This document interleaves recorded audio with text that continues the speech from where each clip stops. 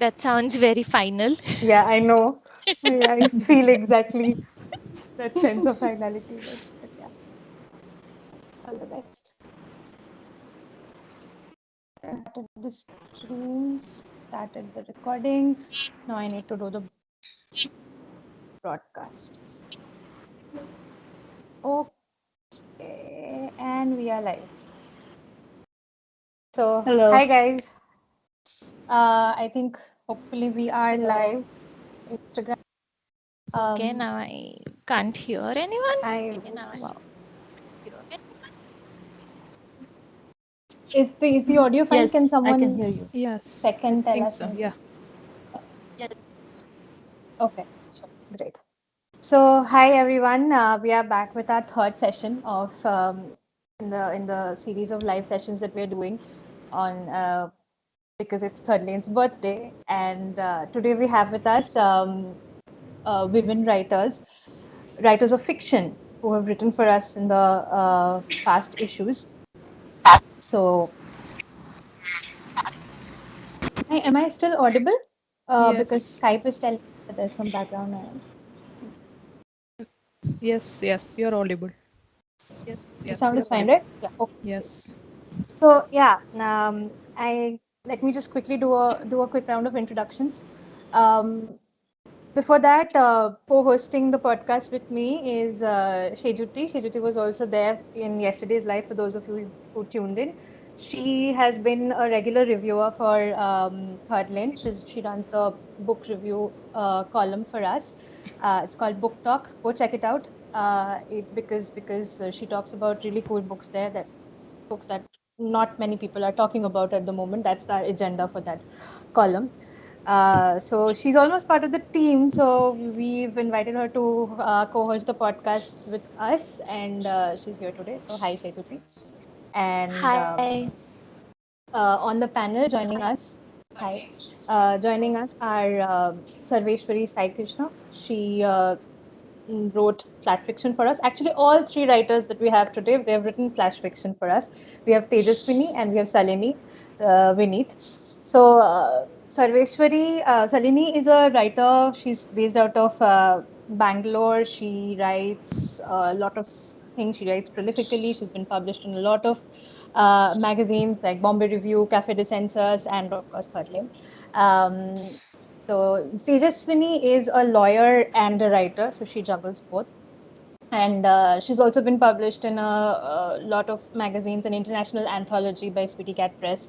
And Sarveshwari Sai Krishna is actually the most recent of the three writers who's written for us. She's written for us just in the last issue.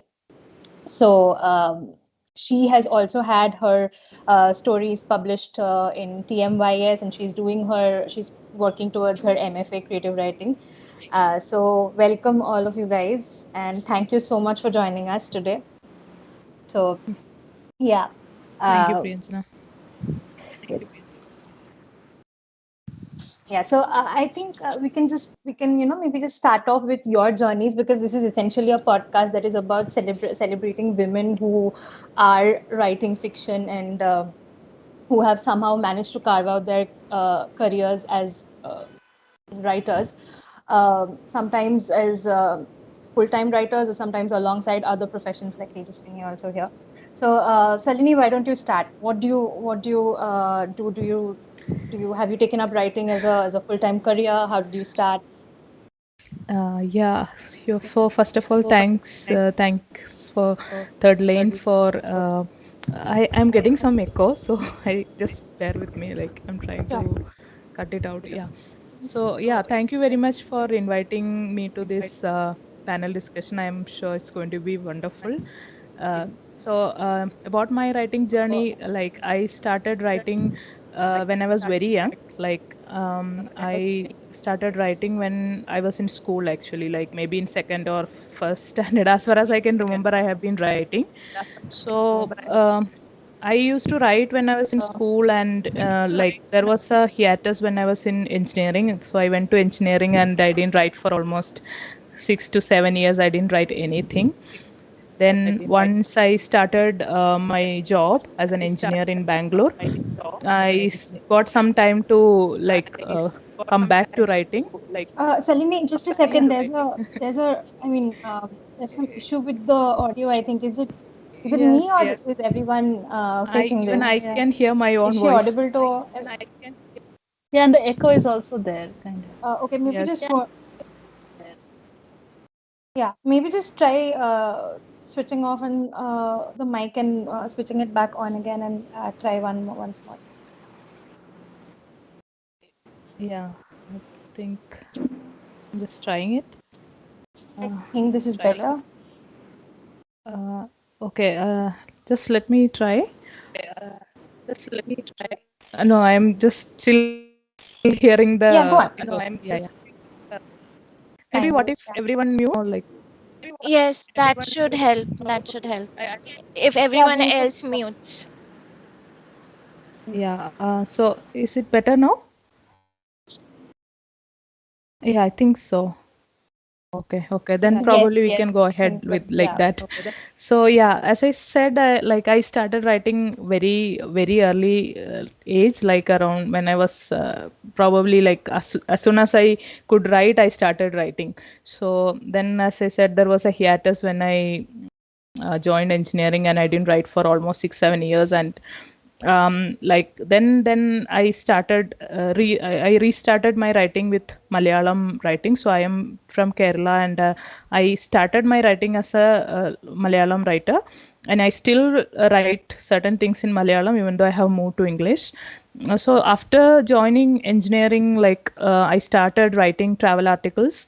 So that's I'm really interested in travel and archaeology and history stuff. So I wrote a lot of articles on my. I have a travel blog also. So I started writing there. So that's how I came to English writing basically. So I was not very comfortable writing in English because I've been taught in Malayalam medium my whole life. So I was like, I just started writing the travel articles, and I found it very comfortable. Then I slowly started translating my Malayalam stories to English. So then in 2018, I quit my engineering job to write full time. So I am still hearing the echo.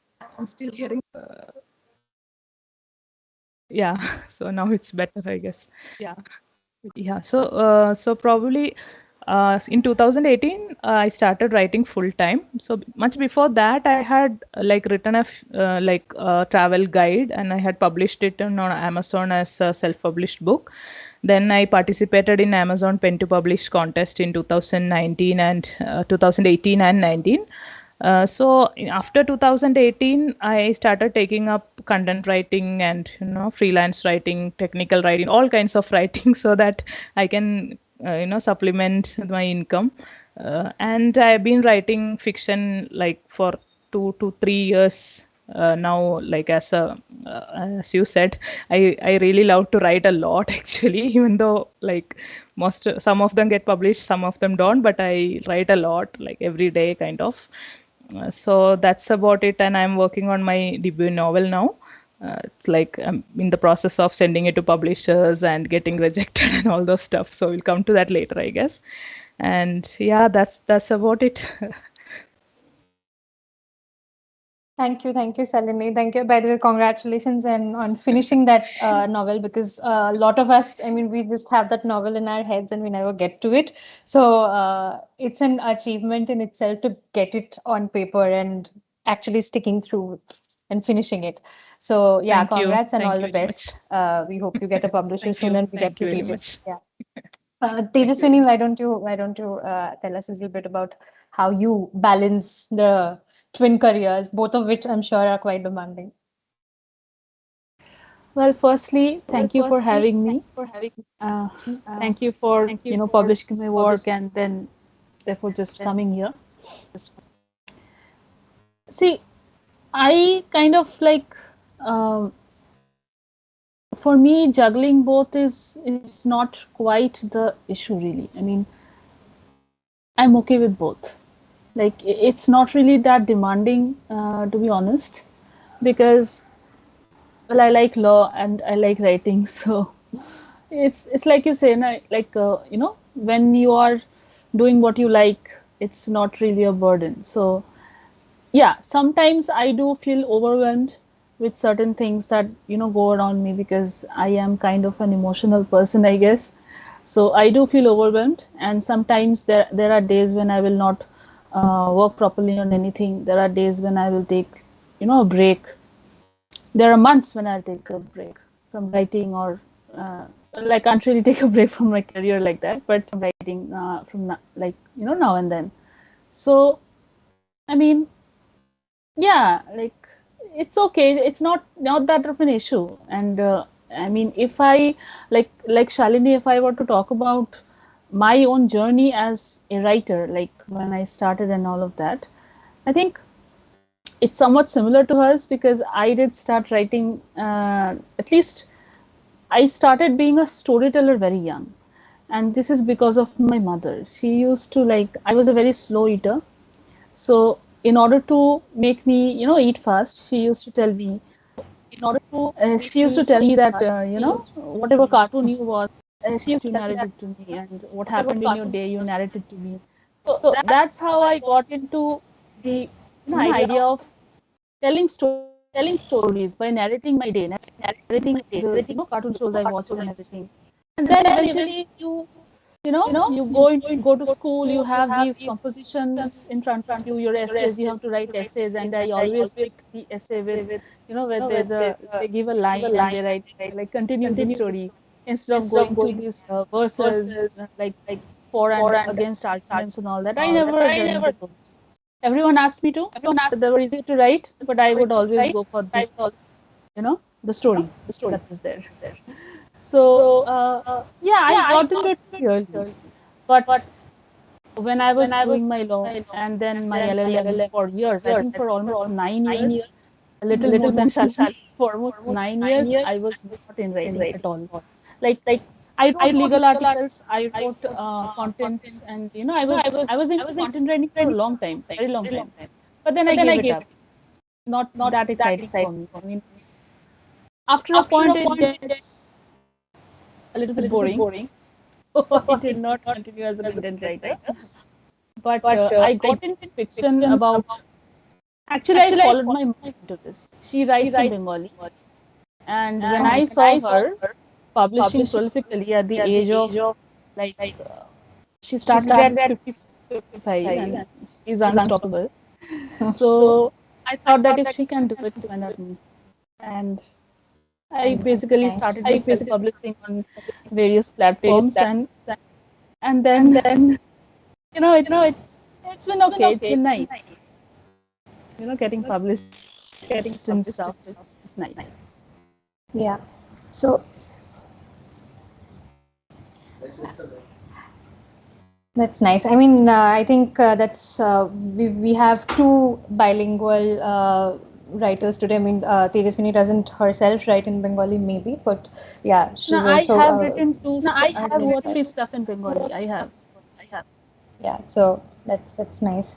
Sarveshwari, you're up next. We'll come to the question. I have a lot of questions for both of you, but I mean, Sarveshwari hasn't had a chance to introduce herself, so let's just take that first. Um, can you hear me?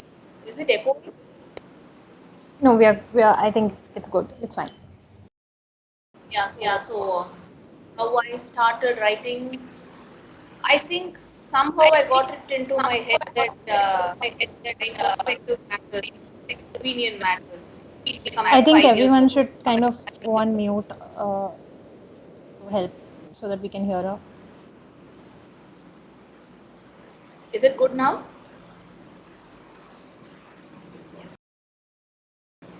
So it was 5 years ago. I just decided my perspective and my opinion matters on things. I don't know whether it matters actually, but that's what I thought.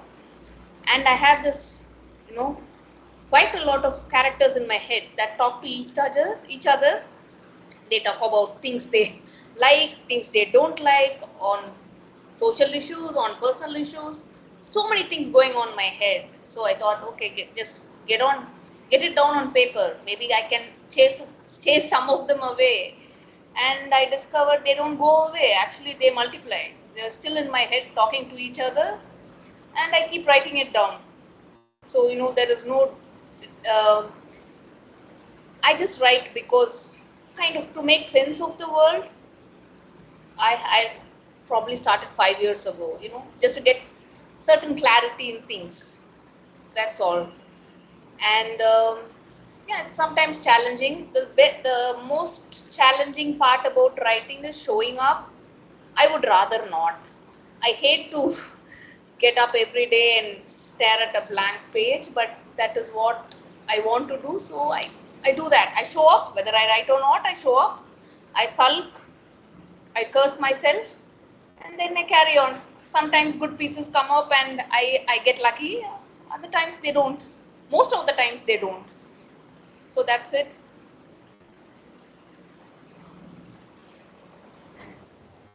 That sounds like a day in the life of a normal day in the life of a writer. So yeah, that's I think we all go through these extreme, let's quote unquote, for the want of a better word, phrases. So yeah, it's nice. Actually, while I was talking to Tejaswini, I just had this question that what do you? I mean, you mentioned that you like both. You like working with the law as well as writing. So do you think, like Shalini, at any point you would want to, you can afford to, or is it a matter of want? Do you think you can afford to kind of go into writing full time, or is it that you wouldn't want to even if you could?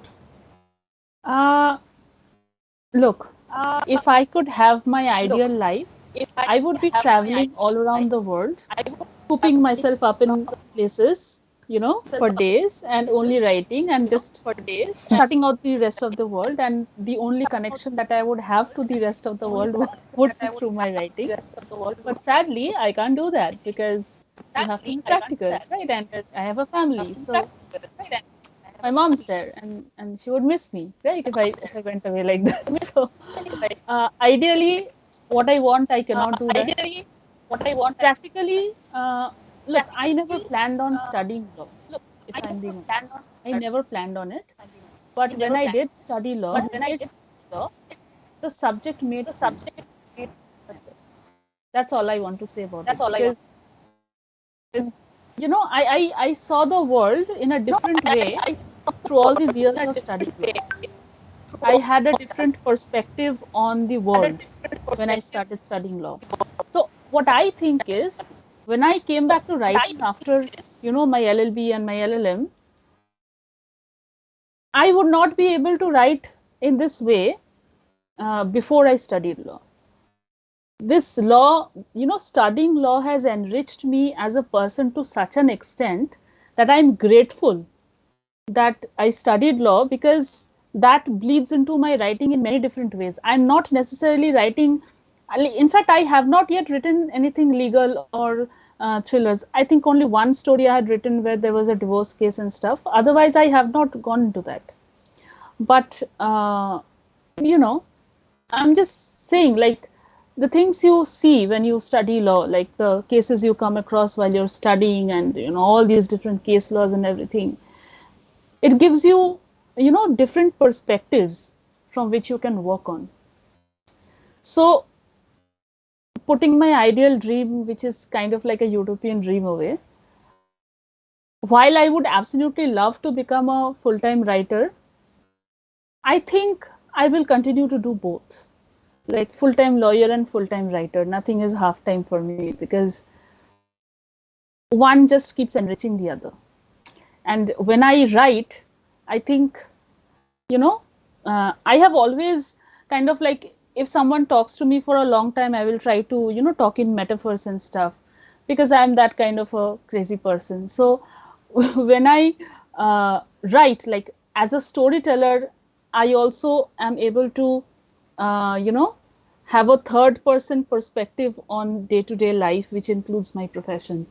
So I have these two things that are complementing each other every day, and I like that. So to answer your question, I would not be a full-time lawyer or a full-time writer exclusively. I would be full-time both, if that makes sense. No, we get it. Actually, Hopefully. we were also asking this because Shejuti and I have had multiple rants about how if we could, we would completely sort of just like you said, shut ourselves out up and just write. But unfortunately, yes, that's not happening anytime soon. For we have to juggle. But yeah, I am sure Shejuti has a lot of strong views on this. So yeah. Do you think? What do you think? Yeah, Because she's also a writer. She also writes for Book Cat. So, what do you think, Shejuti? Do you think you can ever? I know we've talked I about it, but desperately want to, realistically, because I think that's because of the special charms of what we do, yeah. Priyanjana, you and I. So we But happen to work. Both of us happen to work for just for context.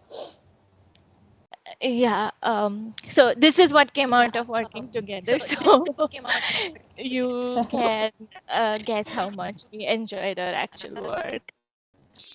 Uh, anyway, so yeah, I was telling her that I am not a writer. I was very scandalized that she was calling me one, because that's what I have always wanted to be all my life, but that is what I had convinced myself I cannot be. So all my career decisions followed from there. Uh, so I don't know. I would love to, um, but I don't know if I will ever have that much confidence or courage for that matter.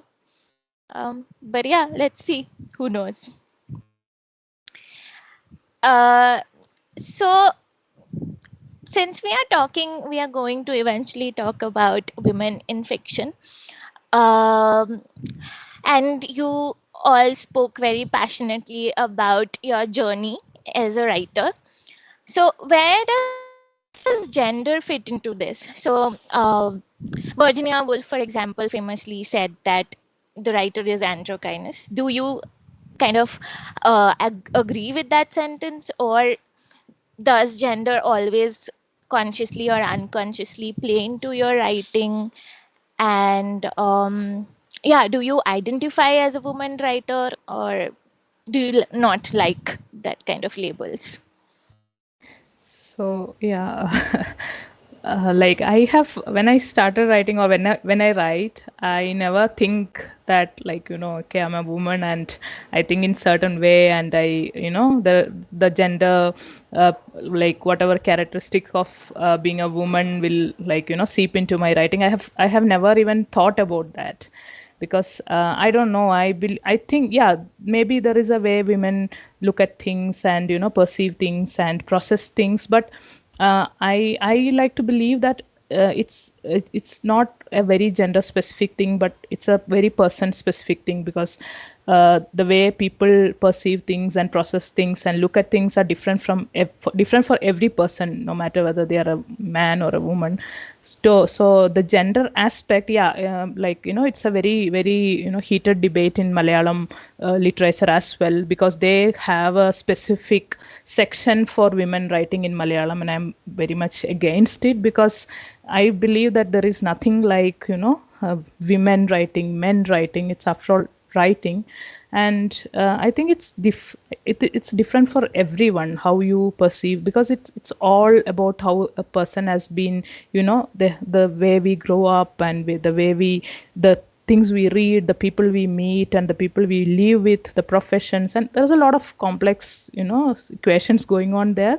So I don't think as a woman, yeah, maybe it's like it seeps in, subconsciously it seeps in, but I don't even want to kind of consciously think about it. I don't want to even bother, like, yeah, I'm a woman and what will happen when I try to portray a male character.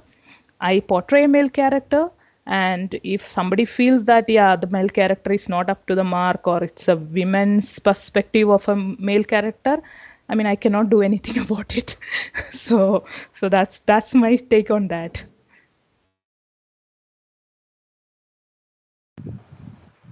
So actually, on this, I mean, not uh, without getting into what I mean, my opinion on it per se. I want to ask a follow-up question on this. For us, you've written a flash fiction, and I mean, it was brilliant, and it had a male protagonist.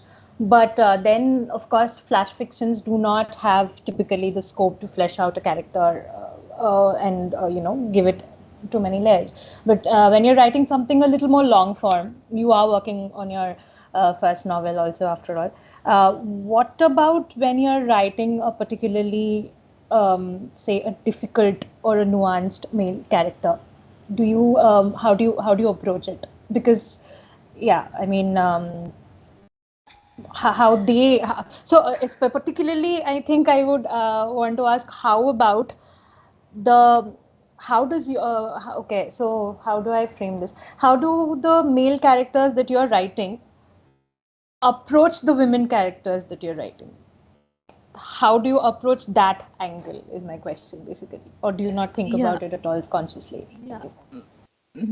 Yeah, I actually like so how do I put it? So probably most of the characters whom I write are kind of inspired by people I observe and their interactions, etc.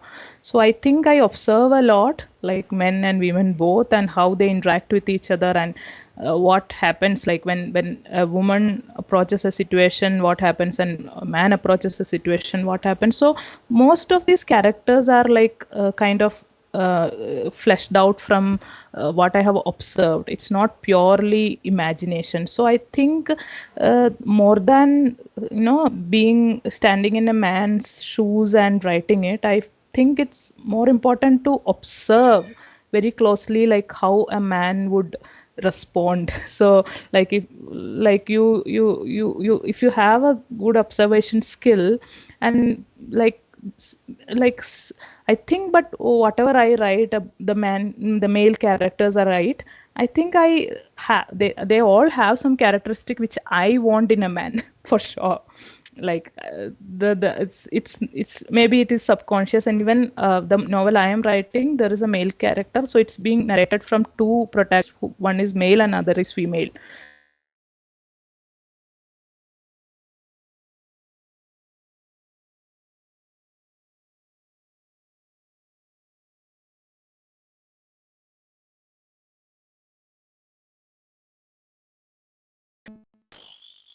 So I know him. So this is how he's going to respond, and this is the way I want him to respond. So I don't overthink it.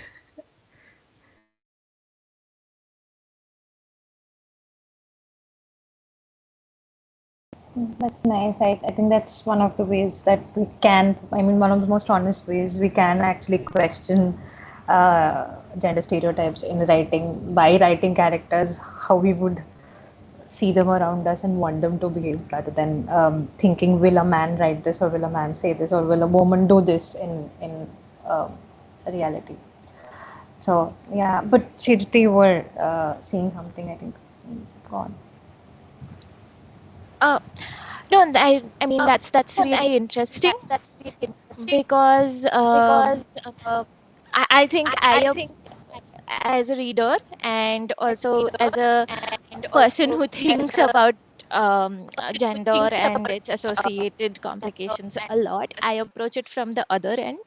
So it was really interesting to hear you say that, and it that's a very good way to kind of approach it, in the sense that you are the ultimate authority on the characters you have created. So yeah, that's a very interesting take on it. But let's see what I mean others think about. Sarveshwari, what's your take? Given that your piece for Third Lane actually had a, I mean, it was entirely, it was actually a rather dark look at a very conventional societal expectation that we have of women, of that of a caregiver. I think, Sarveshwari, you're not entirely audible. Am I now? Yeah. So, according to me, the art has to be far removed from the artist. So, if I can read a piece or look at an art and identify that gender of the person, then somewhere the artist has failed. I mean, this is not for performing art or performing arts. Obviously, you can't do that in theater or movies. In other ways, I think art has to speak for itself. It shouldn't necessarily identify with based on gender. You know, maybe somewhere the artist has unknowingly seeped in the gender into her writing or his writing. Now, I think a very conscious writer you know, wouldn't let his or her own bias, gender, likes, dislikes, whatever it is, seep into his writing. So yeah,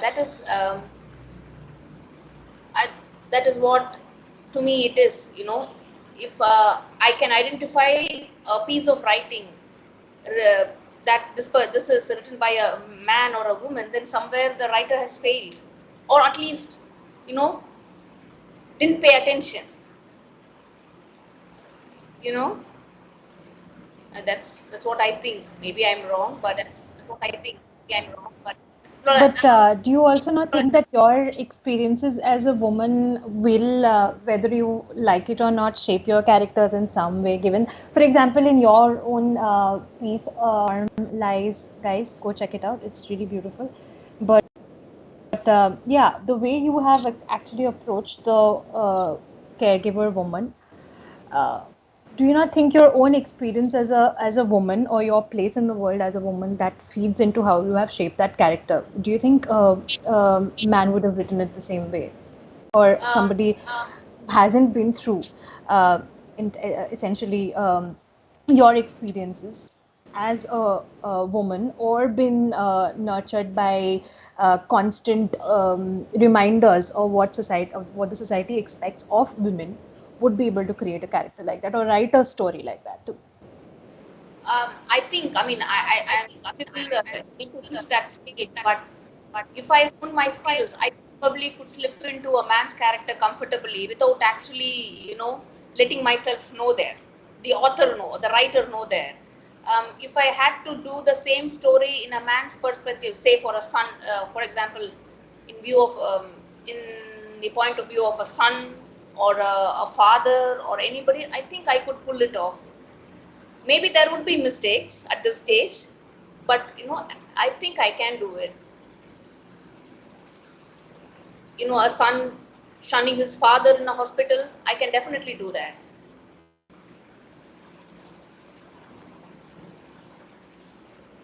Okay, okay, that's interesting. Let's hear what Tejaswini has to say. Uh, so I will actually start with this piece that you guys published, my work that you guys published, the Benares Triptych. The reason is, and at that time, I think Priyanjana was editing my work. At that time, I did not say something, but right now, this question and everything is the perfect moment to put it out. That is, if you remember correctly, it was a three-part story, right? In the third part, I had said ki, in the beginning, I had given a, like, the woman who was there in the well, she was calling out to the character, and it was a man's name. And so Priyanjana suggested that, it feels like a woman is the main character and all that. So, see, in my head, it was always a man. When I wrote the first part, second part, third part, it was always a man. So when Priyanjana said that the entire narrative feels like it's a woman, and that's where I did not argue with her. And instead, what I did was I removed that entire part where I, you know, say his name. And I could have listened to her and given a female name and whatever, but I did not do that because I realized this is a story. It was a story in first person, and I realized that anybody can read this story and just instantly relate to it. In my head, it was a guy, but in somebody's head, it might be a girl, or anything. Could be anything. So I think from that was actually a learning moment from me when she said that it feels like a girl, and I did not argue at all. I was like, okay. So I did not say anything. I said okay, and I just edited accordingly. So see, I have written stories. One of the first stories that was published for me, that story was in a first person. Like most of my work is in first person, and that was from a man's perspective. And it was a man. This was actually published in Indian periodical. So it was a man, old man, who lost his best, not his best friend, like his friend. He lost his friend, and he was observing his friend's entire life. Like that was how the narrative went. Okay. See, when I look at it, whether I'm writing a male character or a female character, I think I would say that I don't think of it as, whether, like, I do put myself in the writing, in the sense that I believe in Virginia Woolf's saying that, the writer in the mind is androgynous, because I am. I don't find it difficult to, slip into a male character or a female character. It's very easy for me. As a woman, it's easy for me because I am fascinated by not just the way, women think. I'm also fascinated by the way men think. So, kind of diverting from the topic, but still staying on the topic in a different way. I watch a lot of YouTube videos, and I often end up on these videos, which sometimes it's funny, sometimes it's really, that kind of reaction it gets from me. But I like to watch these videos where, there are male dating coaches telling men how to, date women and all that.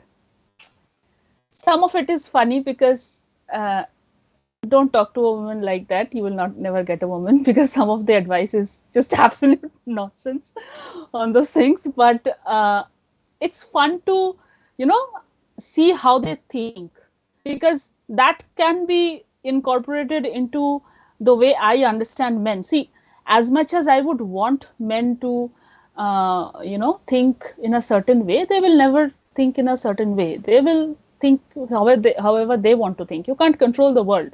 You can think in a certain way, but you can't really control the world around you. And I think that when we are writing, especially when we are writing characters from, from a, like, if I'm a woman writing a male character, then I should not limit that character as to how I perceive men. There are different kinds of men in this world. There are biased men, there are, non-biased men. There are so many different kinds of men who have so many different kinds of way of thinking and, looking at the world. And so I take that all in. I read writings by men. I like, in order to understand men, I actually, go into men talking about sex and men talking about, prostitution and everything, so that it helps me understand men better. That's it. And that helps me in writing. That helps me in my day-to-day life. And even though, some of those things that I'm reading or viewing, even though maybe it's misogynist, maybe it actually, it has the ability to infuriate me, but I still watch it because, well, that is the world around me. It is like I live in a real world. I don't live in a utopian world. It's kind of, naive to think that I do. So I don't want men in my, men or women in my stories to fall into a particular box. There are all kinds of men and there are all kinds of women. So in one of my stories, there were 3 characters, and this man, again, it was being told from the man's perspective, but it was a third person view. Okay, it was a like third person narration. So this man, he actually inherits a property from his grandfather, and his grandfather's viewpoint is that you will only get the property if you, marry a girl of my choice. And so in order to get the property, he has a girlfriend, but in order to get the property, he gets into an arrangement with his girlfriend. Look, I'll marry that girl for a while, and then we'll divorce, and I'll get the property, and then I'll marry you. This idea.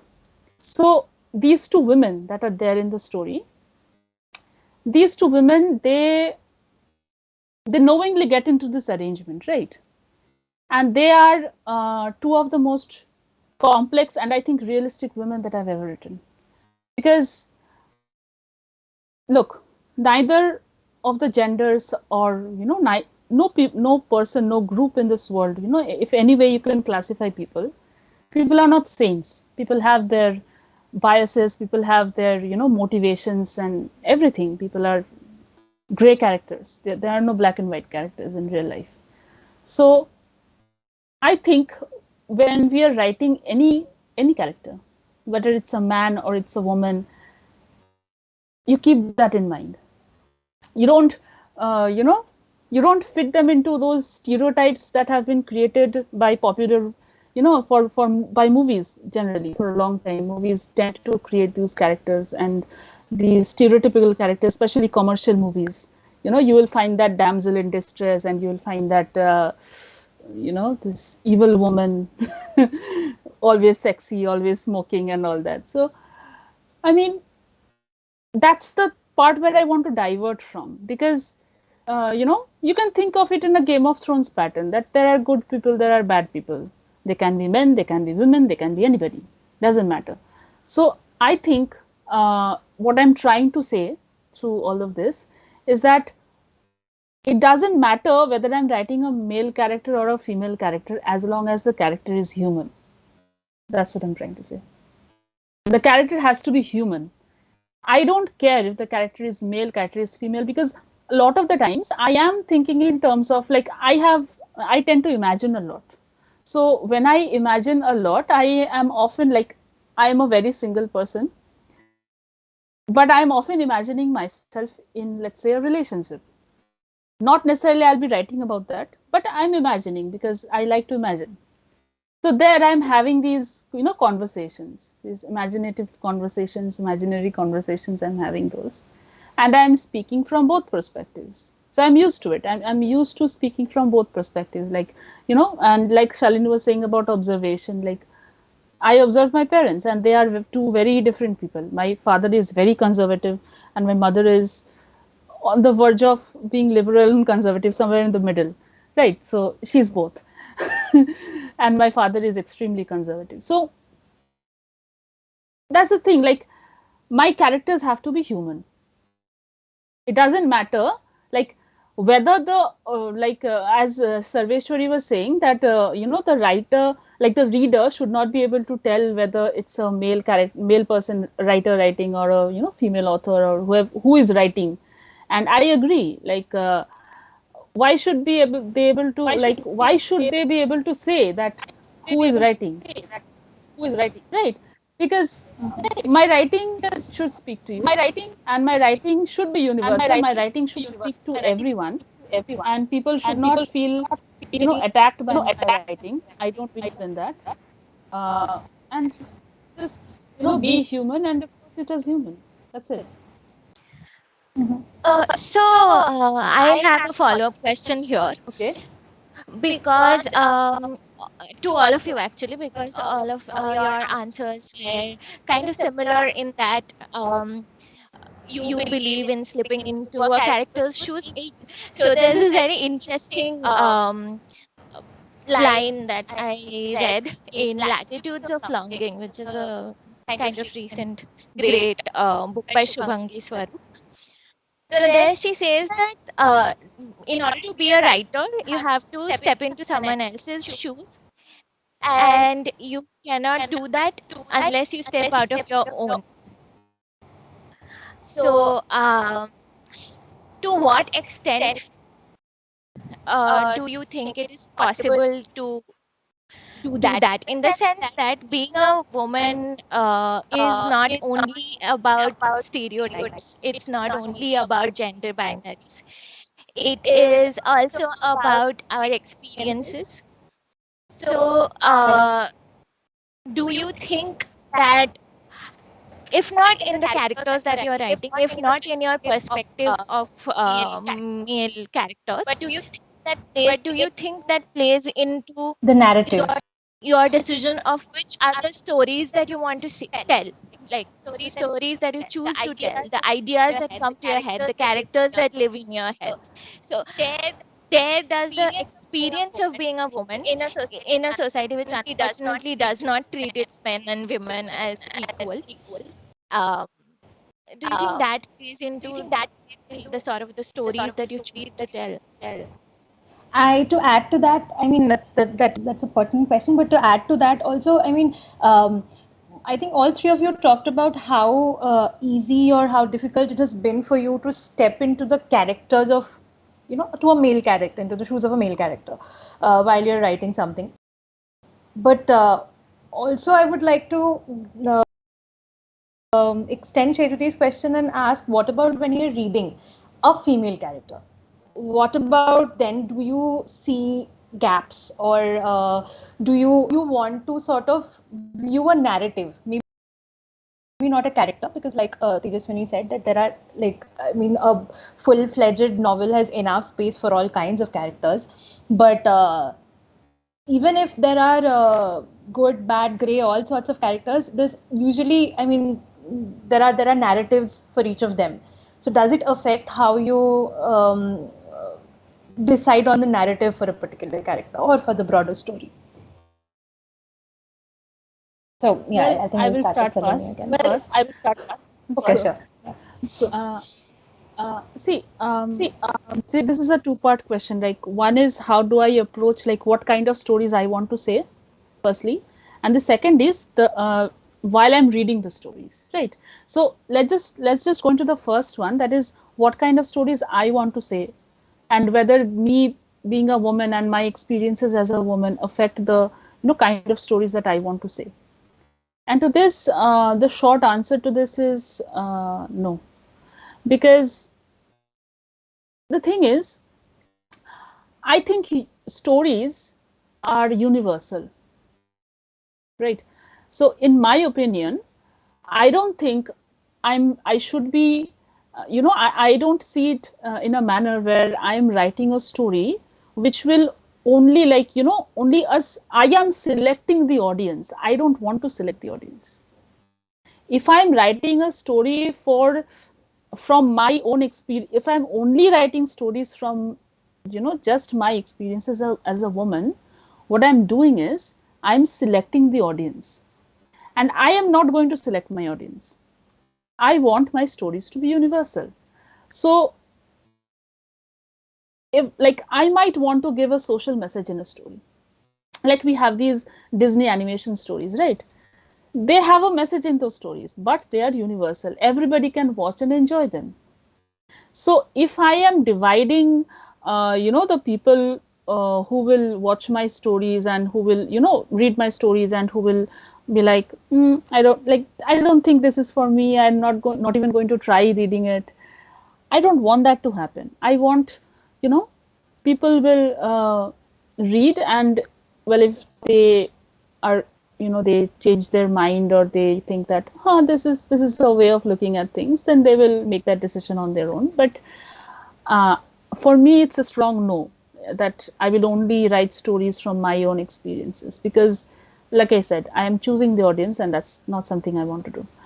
As for whether when I'm reading stories, like, whether this and I think I understand what you're saying, that, we see a movie, we watch a movie, or we, read a story, and let's say there's a female character who is, let's say, the her male partner is not treating her properly, and she's, let's say, maybe she's still in the relationship, and she's not exiting the relationship, and you desperately wanted to exit the relationship. And so the narrative is, you're kind of pissed off by the narrative, you're kind of pissed off by what the character is doing.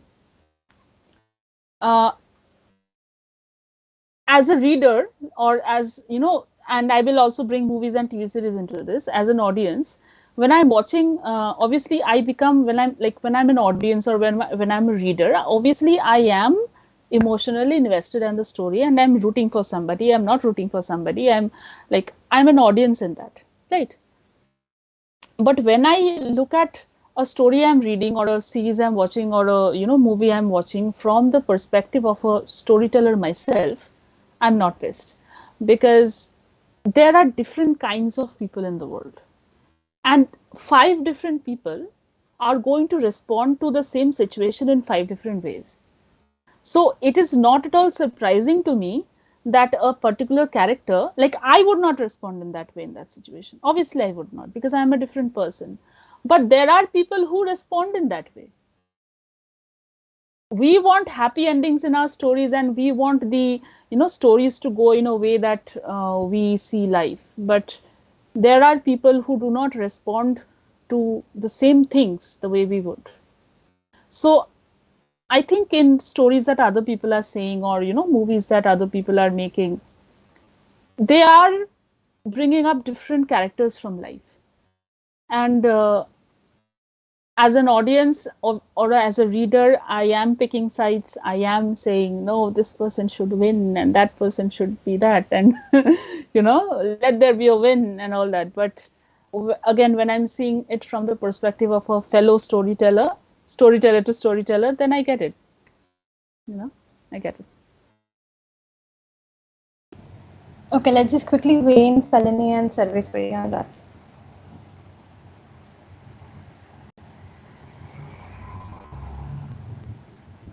Yeah, Salini, would you like to go first? Yeah, so like about choosing the narrator,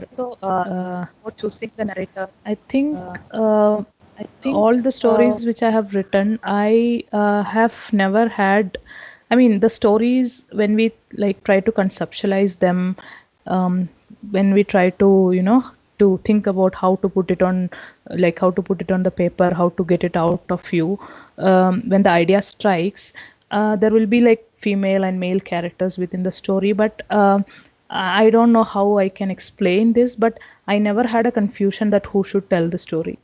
So I always, I mean, I don't know, maybe call it a hunch or whatever. I never had a debate of, okay, yeah, there may be like, okay, maybe I think that, okay, whether this character should say and that character should say the story, but it's not based on my experience as a woman or anything like that. It's purely based on the story and what works for the story. And I think I have written like stories fair share from a woman's perspective and a man's perspective. And I think eventually, like after a lot of debate within my head, I eventually pick a narrator, and it has nothing to do with me being a woman or me being comfortable telling a story from somebody's perspective. Because the when you conceptualize a character, and you put them in your head for so long, all their traits and tantrums and everything is so clear to you that when you start narrating from their perspective, it just flows. I mean, I cannot explain like how it happens or whether what conscious thinking goes into it. And and I have never changed a narrator. Actually, I have never completely changed things from one. Yeah, I have added narrators, like when I started telling a story from a single person and I decided that yeah, the story deserves another narrator, so I have added in such a way. But somehow I think that it's about how the writer conceptualizes the story and picks even subconsciously picks whatever works best for the story. So like, and when you write from the first, whether to write that, and matter of fact, like whether to write from which perspective, whether to write from a first person, second person, third person, so you write some. And I'm not saying that it comes perfectly in the first go. You write a paragraph and you feel that it's not working, so that I don't know, that may be the writer's hunch or whatever. You know that it's not working, so you accept and you change it. And when it starts working, the story flows. If it doesn't work and you're forcing it out, the story will never get completed. So that's how I have always taken it. Okay, whether I feel this narrator works, whether I feel the narrator is strong enough to carry the story on his or her shoulders, whether this POV is working properly, whether I'm able to write paragraph after paragraph. If I'm able to do that, I just continue. I don't even subject myself to torture. So that's my take. Sarveswari. Actually, it got me into thinking what Priyanjana and Shanyuti, kind of discussed.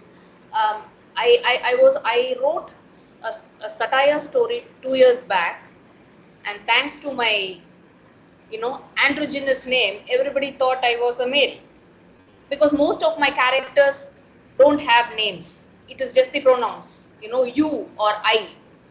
So when I wrote satire, I was mistaken for a man. Maybe they saw my photo. I don't know. I had short hair then, and now, as recently as yesterday, I wrote a story from a man's perspective. It was a deep, dark story, and the person who gave me feedback, she repeated the same words Priyanjana said to Tejaswini. She said, "This is a she. This is not a he." So somewhere I'm slipping. Somewhere, even in a deep, dark story, I'm letting my gender know to the I'm letting the gender wrongly be known to the reader. I'm failing somewhere. Yet to identify. So maybe, does it have anything to do with the topic? I mean, I'm just asking you. Satire, men write. Deep, dark stories, women write. Emotional stories, women write. So this I will this I can only be a she. This I cannot be a man. Whereas in case of a satire, this I can only be a man. Does that have to do with that? The genre of the story, maybe?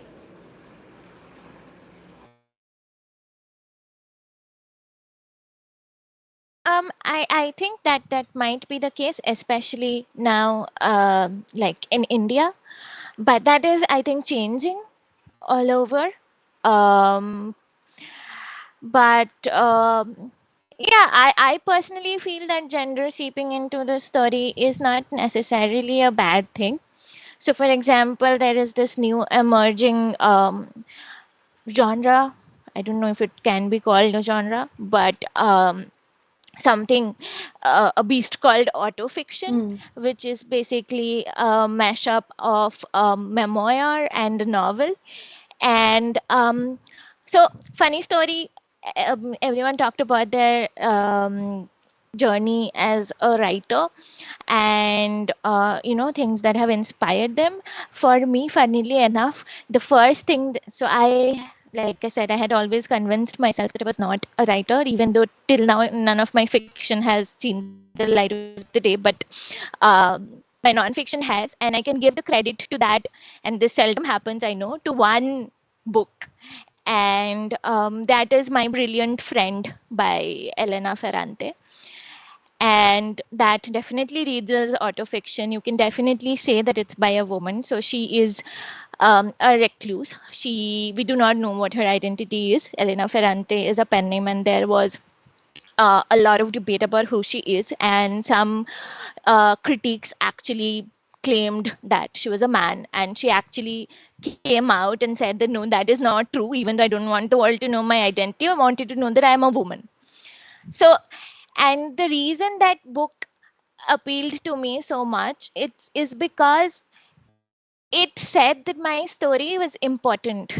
You want to read all kinds of stories, and somewhere you also want to see yourself in it, and yourself, or say the things that you are passionate about in it. And I believe no matter how much a writer tries to distance themselves from the story, that is not completely possible, because they come out of your head, right? So and that made me believe that, okay, these are my thoughts. She's speaking about me. She's writing about herself, but she's speaking about me. So maybe the things that I think matter. Maybe I should send this random thing that I wrote out into the world. So yeah, I disagree with you a little bit on that as a reader and as a wannabe writer. Um, and yeah, I think many of the other writers that I um, admire are very in your face political. So yeah, they are a woman, or they are a person from a marginalized background, and they are specifically writing from that perspective that is very much apparent from their writing. So what I want to know is, how do you engage with these stories, given how you feel um, this about this whole identity thing as a writer? How do you engage with these stories as a reader? Because somewhere we are all choosing the stories that we want to read, we are all choosing the stories that we want to write. So you can read, if you read 50 books a year, you can read about, say, 2,500 books in your whole life, and there's a lot more out there. So, like, when you're choosing, when you're reading, how do you then respond to this very overtly political, very overtly female books? And yeah, how do you react to that as a woman reader, not a writer? Well, I actually, as a reader or as a viewer of a movie, I will keep bringing movies into this for some reason. But as someone who is taking it in, I don't like something like, I am not opposed to something that is in my face political. What I am opposed to is if I understand that this is not just political, this is preaching, and that is what I don't like. I don't, because here's the thing. This I don't know if any of you watch Marvel movies or anything, but I am a big MCU fan. So I was watching this Winter Soldier and Captain America, that TV series that came out on Disney Plus, and there, uh, so I'm forgetting the names even though I'm a fan. So at the point where we get the new Captain America because the old one, Steve Rogers, is gone. This person, he's Anthony Mackie's character, right? It's Anthony Mackie's character. So he, like, everything is going on fine, and then he kind of delivers a speech as to, sure, Captain America can fly. Now, thing is, nobody, like, I'm not saying that Captain America should not be black or should not be white or anything like that. But the thing is, when you're standing there and it's as if you're suddenly kind of breaking the fourth wall and you're talking to directly to the audience and you're preaching, it's kind of condescending because you are assuming that I'm stupid, and I don't like that.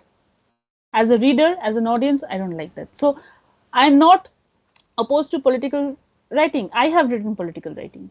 Okay, I have,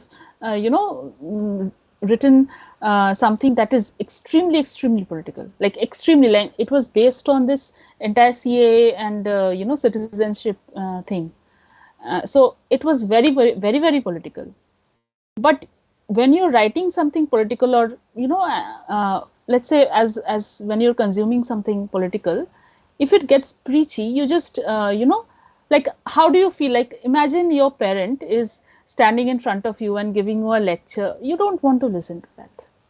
You automatically get into this rebellious mode that, okay, do you think I'm stupid? Like, I'm not a child. Speak to me like I'm an adult. Tell a story, don't preach. So in your face political has its pros and cons. If I get the sense that the storyteller is trying to preach to me, I tend to stop. I am not opposed to political writing. I just am opposed. That is something I cannot take. Perhaps it's my ego, but Right. I So can't take that. do you just Yeah. no, that's sometimes, I mean, if it's very overtly preaching, then that's probably just bad writing. And I think we're anyway talking about uh, writing that has crossed a certain threshold level of quality. And political writing, in most cases, it doesn't, I mean, it doesn't need to be preachy. There are in certain wonderful cases, it doesn't even seem political, but it is very much. And some of them are, they have stood out to be milestones when it comes to Animal Farm, for this example, kind doesn't of seem political at bringing all. these It's kind of very voices political. out.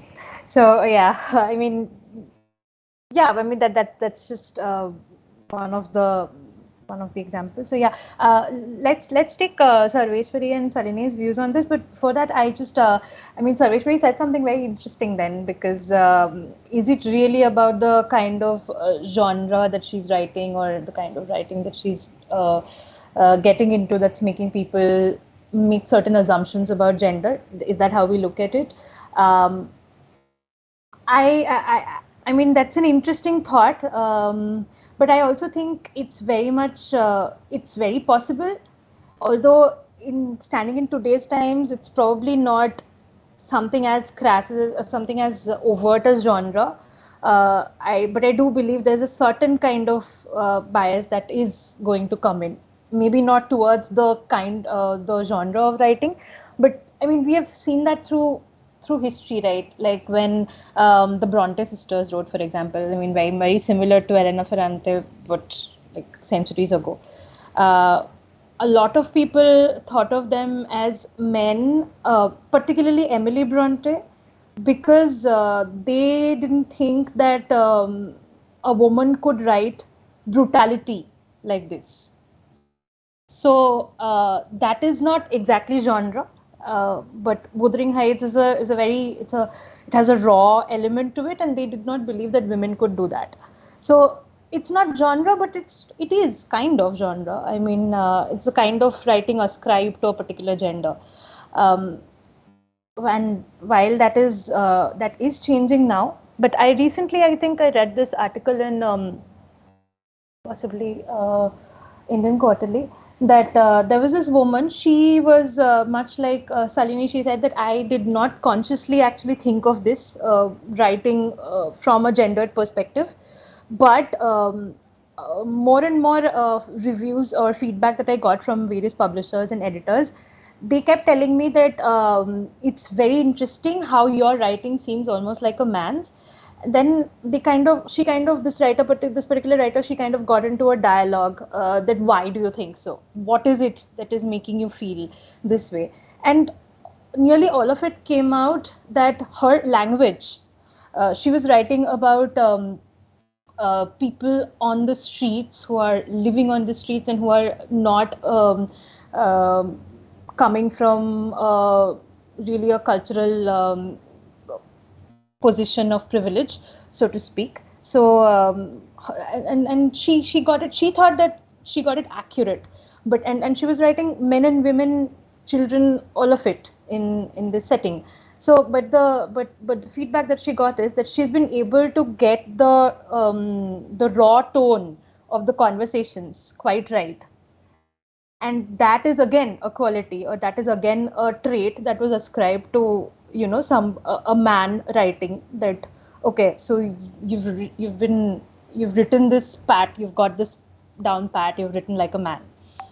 So that again, I think it's very close to what Sarveshwari is saying. So while not genre, I do believe that there are certain ways writing. And for example, in Tejaswini's case, I mean, from her name and from her bio, I knew that she was a woman.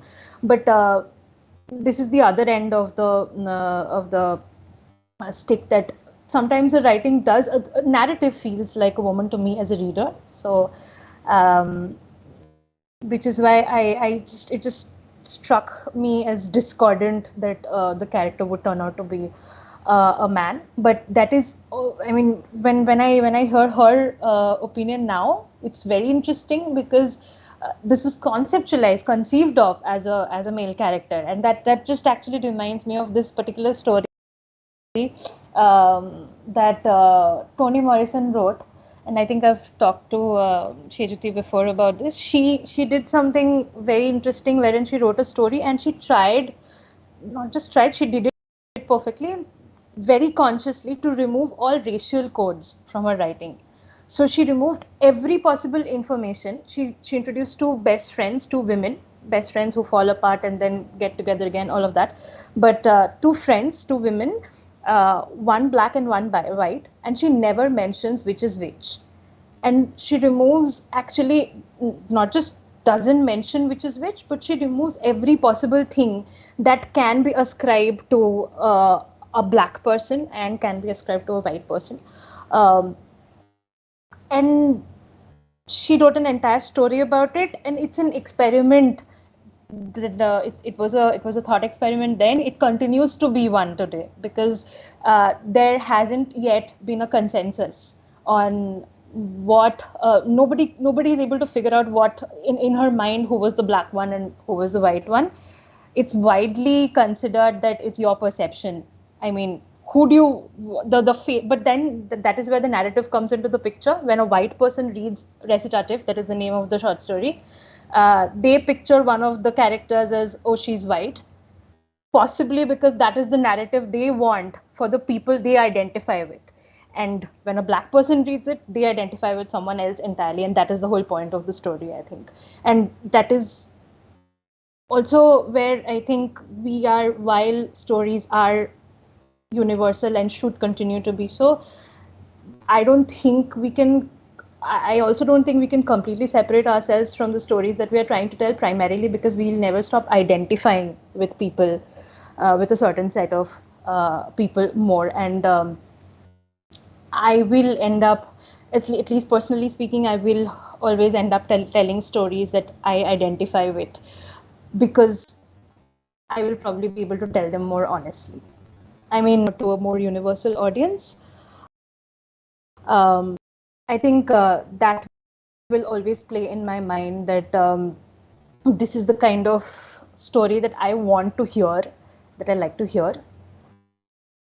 This is the kind of narrative I want for the people in my story. That'll affect how I write, if I ever get to writing. So yeah, but I think we are quite. We've let this run for a long time, and we've passed the hour. So I think we'll quickly take in Sarveshwari and Salini's views on this, and then we have to kind of wrap it up. So Salini, would you like to go first? So when I read, I think like when I read fiction, it's a completely different process when I read fiction and non-fiction.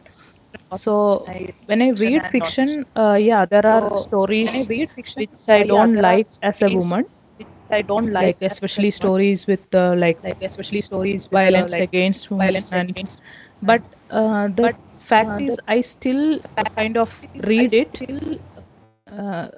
I still read it because there is a lot of layering to the story. The story is deep and the story is engaging and everything. So I still read it. So I choose, I mean, I even though I feel terrible about it, I want to read it because it's so layered and it's so deep. And but as a woman in a real life, I cannot, stand such a, I cannot witness something like that, or I cannot, stand and watch something like that, like I read. And when it comes to non-fiction, I mean, I should have, like, I don't read so much non-fiction, to be honest. I just read a little bit, and whatever I read, I can read whatever that doesn't, question my intelligence. Like, it doesn't have to agree with what I think and what I believe, but if it questions my intelligence and, mock my intelligence, and they are trying to state that this is the truth, that kind of things I cannot read. But when it comes to fiction, I really love anything at all, with, if it is deep and if it is layered, and if I think that it's worth my time, whatever it may be. Like, and afterwards, I should admit that afterwards I feel terrible about reading it, and I feel that no, I shouldn't have read this, but still I cannot stop reading, because I'll just give you an example of this very, very good flash fiction I read recently. It's about domestic violence, and it won a prize also. And as a woman, it's a terrible, terrible thing to happen to any other woman, but it was so layered and so perfectly written. I read it. I read it twice, actually. So I think it's I think it's about the quality of the storytelling as well.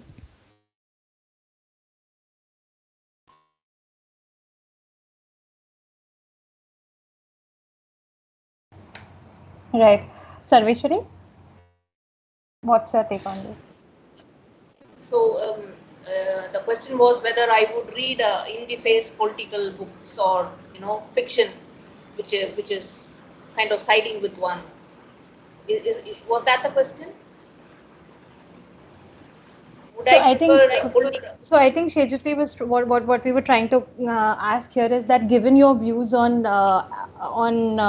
narratives and characters as a writer, how do you feel as a reader about books that are kind of in your face political, and they go a particular direction, they decide to sort of hold up one singular gendered perspective. So basically, before me being a writer, before me being a reader, I'm a human.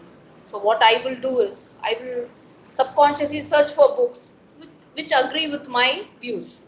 I don't know. I don't do it consciously, but that is how I end up with. All the books I read, I subconsciously select in such a way that agrees with my views. You know, I mean, I wouldn't read something which is not agreeing with my views, because that will cause me dissonance and probably I'll have sleepless nights, and I definitely want my sleep. So I shun those books. I select books which agree with me, which I like. I say those books are wonderful. I don't think that might not even be true, that might not even be real, but that is what I think. I mean, I'm biased, I think, but that so are a lot of people, you know. Don't we all do that? Subconsciously select books that agree with us. Yeah, I think that was the point, that subconsciously or not, we cannot avoid choice. We really are choosing to I think tell, read, subconsciously the or things we choose the most, we search and choose subconscious things that are memes. Like we just want to find memes that agree with us. yeah. Okay, so I think we have overshot by around 20 minutes almost, so it's time to end this. It's been really great talking to all of you and getting such a lot of different perspectives at one go. There were many other things that we would have liked to talk to you about, but we are out of time. So, but that's okay. That just gives us hope that there will be a next time, and we'll get to have more questions and more conversations. So yeah, thank you guys. Thank you for joining us today. It's been great, and keep writing, keep sending us more of your work, and check out the other podcasts that we have lined up till Sunday. So yeah, we'll see you soon. Thank you very much. Thank you for having me. Thank you very much. Thank you. Yeah. Okay. Thank you. Bye.